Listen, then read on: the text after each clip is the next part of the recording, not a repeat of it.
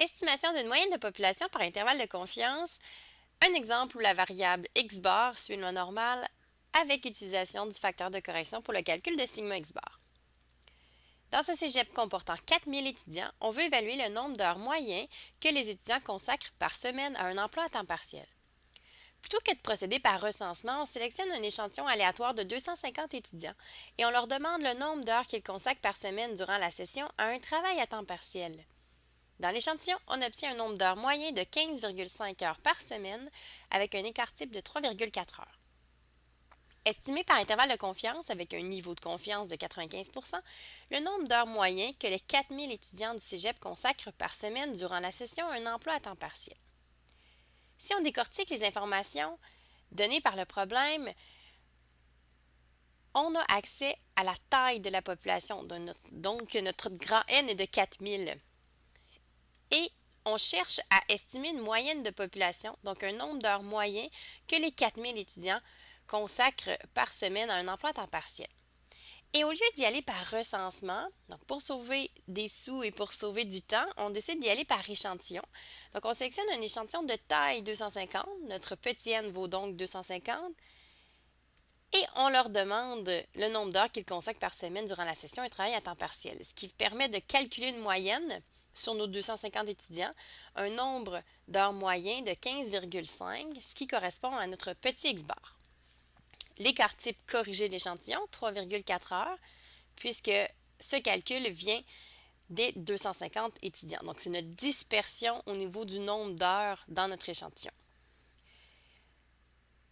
Notre objectif est bien d'estimer une moyenne de population, donc un nombre d'heures moyen pour les 4000 étudiants, et on utilisera un niveau de confiance de 95 pour le faire. On se rappelle que la variable mère, donc la variable de départ qui a été étudiée chez les unités statistiques, c'est le nombre d'heures consacrées par semaine à un travail à temps partiel. Important de faire la nuance entre la variable mère x et la variable grand X bar. On résume les données du problème pour répondre à la question. Notre échantillon petit n de 250, notre moyenne x bar de 15,5 et un écart type corrigé S de 3,4 heures. Pour la population d'une taille de population grand N de 4000, l'écart type sigma est inconnu. La moyenne, c'est ce qu'on recherche avec un niveau de confiance de 95 Comme il y a peu de chances que la moyenne obtenue dans l'échantillon, on parle de x bar, ait la même valeur que celle de la population. On parle de mu. Donc, peu de chances que x bar égale à mu. On utilisera la moyenne obtenue dans l'échantillon, x bar, à laquelle on ajoutera une marge d'erreur qu'on appelle E, pour créer un intervalle dans lequel on espère trouver la moyenne de la population. Donc, c'est le travail de l'intervalle de confiance, de se créer un intervalle en effectuant x bar plus ou moins E, dans lequel on a un certain niveau de chance que la moyenne de la population se trouve dans l'intervalle construit. On va lancer notre démarche pour construire cet intervalle-là. On a besoin de calculer E. Pour calculer E, on a besoin de certaines conditions au départ. Donc, la première condition est de vérifier la loi suivie par la variable x bar. Est-ce que cette variable-là va suivre une loi normale ou une loi de Student? C'est les conditions qu'on a à vérifier avec le théorème central limite, donc la distribution d'échantillonnage d'une moyenne. Comme on a une taille d'échantillon de 250 qui est supérieure à 30, notre variable x bar, qui représente toutes les moyennes d'échantillons qu'on pourra obtenir, suit une loi normale. Concrètement, on utilisera donc une code Z dans le calcul de notre marge d'erreur. Vient ensuite le calcul de l'écart type sigma x bar. On calcule sigma x bar en divisant sigma par racine de n et on a peut-être un facteur de correction à utiliser tout dépendant de la taille de l'échantillon qu'on a sélectionné dans une population définie. Comme on a accès à la taille de la population qui vaut 4000, on va vérifier si on a besoin du facteur de correction. On doit vérifier si le grand N est plus petit que 20 fois le petit n. Donc, est-ce que 4000 est plus petit que 20 fois 250? Comme c'est le cas, on doit utiliser le facteur de correction. Ce qui veut dire que notre sigma x bar se calculera en faisant sigma sur racine de n multiplié par le dit facteur de correction qui correspond à la racine de grand N moins petit n divisé par grand N moins 1. Comme on n'a pas la valeur de sigma, l'écart type de la population, on va utiliser l'écart type de l'échantillon comme approximation. Le calcul de sigma x bar revient donc à faire 3,4 divisé par racine de 250 multiplié par le facteur de correction qu'on calcule en faisant racine 4000 moins 250 divisé par 3999.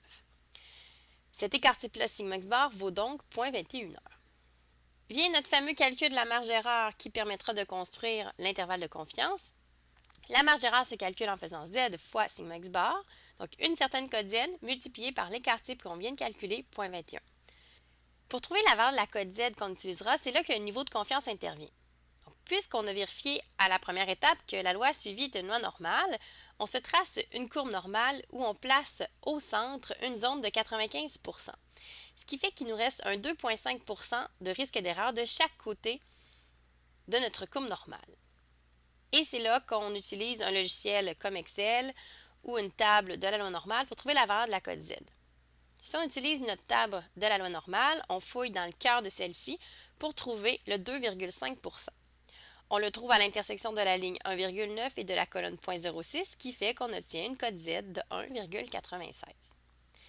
C'est ce 1,96 qu'on insère dans la formule pour trouver notre marge d'erreur E.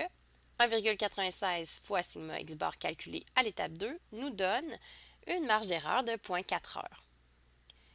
On peut maintenant calculer les bornes de l'intervalle de confiance en prenant notre x bar et en ajoutant et en enlevant cette marge d'erreur-là. 15,5 plus ou moins 0,4 heures nous donne 15,1, 15,9 heures. On peut maintenant interpréter cet intervalle construit. Il y a 95 % de chances que le nombre d'heures moyen que les 4000 étudiants du cégep consacrent par semaine durant la session à un emploi à temps partiel soit entre 15,1 heures et 15,9 heures. Si on décortique cette interprétation-là, on cherchait bien un nombre d'heures moyen d'une population. On a aussi trouvé les deux valeurs entre lesquelles on a beaucoup de chances de trouver cette moyenne de population-là. Et ce beaucoup de chance-là, c'est 95 % de chance. Ce qui sous-entend qu'il y a un risque d'erreur de 5 %. Donc, il y a 5 % de chance que la moyenne de la population ne soit pas entre 15,1 heures et 15,9 heures.